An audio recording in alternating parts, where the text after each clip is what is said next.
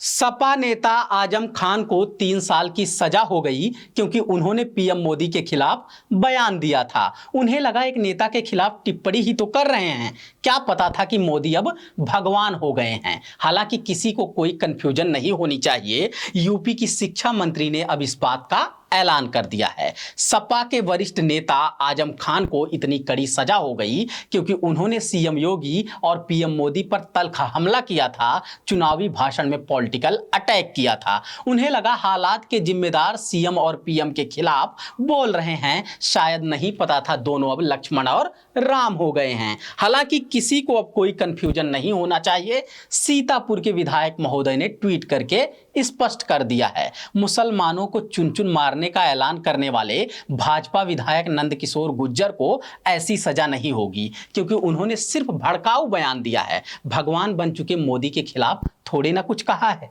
अखलाक की भीड़ हत्या के दौरान भड़काऊ बयान देने वाले संगीत सोम का दोष सिद्ध हो गया है, फिर भी मात्र 800 का जुर्माना लगाया गया है क्योंकि उन्होंने सिर्फ भीड़ हत्या करवाई है। लक्ष्मण और राम बन चुके योगी मोदी के खिलाफ थोड़ी ना कुछ कहा है। हालांकि मुसलमानों के पूज्य पैगंबर पर आपत्तिजनक टिप्पणी करने वाली नूपुर शर्मा को भी ऐसी सजा नहीं हो सकती क्योंकि उन्होंने एक समुदाय विशेष की भावनाओं को भड़काने का काम किया है। अपने वाले समुदाय पर थोड़ी ना कोई बयान दिया है। योगी मोदी पर बोलना अब इस निंदा जैसा काम हो गया है मानो रामपुर की अदालत ने इस बात का ऐलान कर दिया है। मामूली सी चूक करने वाले नेताओं को कड़ी सी कड़ी सजा दी जा रही है और कानून व्यवस्था ही नहीं, पूरे संविधान को चुनौती देने वाले भाजपा नेताओं पर नरमी बरती जा रही है। इसका मतलब साफ है, मोदी और योगी को सच में भगवान माना जा रहा है और मुसलमानों के खिलाफ भड़काऊ बयान देने वालों का बचाव किया जा रहा है। सच में देश बदल गया है। उत्तर प्रदेश तो बिल्कुल बदल गया है। मोदी और योगी को मिली है जहां से सबसे बड़ी ऊंचाई, वो सबसे बड़ा प्रदेश तो एकदम बदल गया है। नमस्कार, मैं समर राज बोलता हिंदुस्तान में आपका स्वागत है। 2019 में लोकसभा चुनाव का कैंपेन करते हुए आजम खान ने योगी और मोदी पर तल्ख हमले किए। उनके पद और कद की गरिमा का ख्याल न रखते हुए कथित तौर पर सपा नेता ने जमकर बयान दिए। ऐसे मामले अक्सर आचार संहिता के दायरे में आते हैं और उसी चुनाव के दौरान कुछ पाबंदियों के साथ निपटा दिए जाते हैं। मगर इस बार बयान देने वाले का नाम उर्दू अरबी में था, मोहम्मद आजम खान था। बिना लाग लपेट के कहें तो क्योंकि वो नेता मुसलमान था इसलिए बदजुबानी को भड़काऊ बयान माना गया।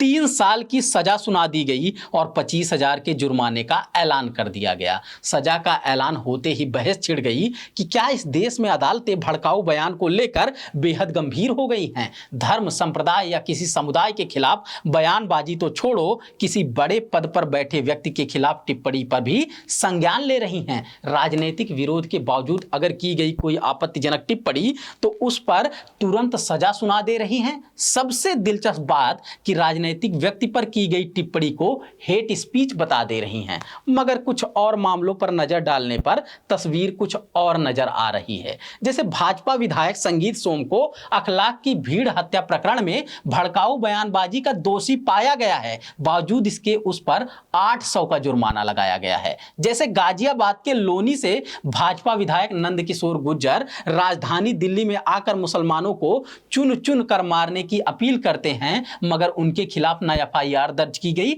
और ना ही कोर्ट की तरफ से कोई संज्ञान लिया गया है। दोनों मामले सिर्फ उत्तर प्रदेश के हैं, पिछले कुछ दिनों में ही सामने आए केस के हैं। बाकी देश भर में चल रही भड़काऊ बयानबाजी का विवरण सुनाने में घंटों का बुलेटिन ले आना पड़ेगा। कितनों को सजा हुई और कितनों का प्रमोशन हुआ, इस बात को भी विस्तार से बताना पड़ेगा।